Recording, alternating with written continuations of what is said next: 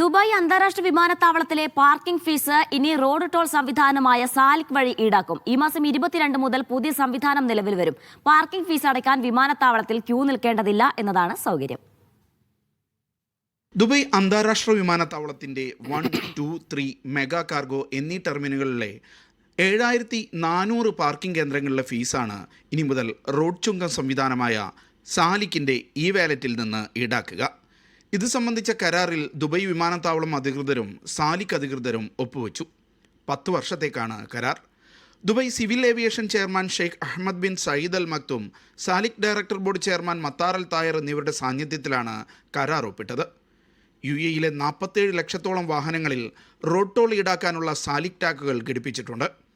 Road toll അടയ്ക്കാനായി charge ചെയ്യുന്ന ഈ ടാഗിലെ തുകയിൽ നിന്ന് പാർക്കിംഗ് ഫീസ് ഈടാക്കുന്നതാണ് സാലിക് ഇ വാലറ്റ്.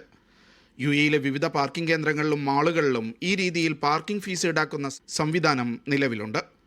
ലോകത്തിലെ തന്നെ ഏറ്റവും തിരക്കേറിയ വിമാനത്താവളങ്ങളിലൊന്നായ ദുബൈയിൽ പാർക്കിംഗ് ഫീസ് അടയ്ക്കാൻ വേണ്ടിവരുന്ന സമയവും കാത്തുനിൽപ്പും ഒഴിവാക്കാൻ പുതിയ സംവിധാനത്തിലൂടെ കഴിയും. Media 1 Dubai.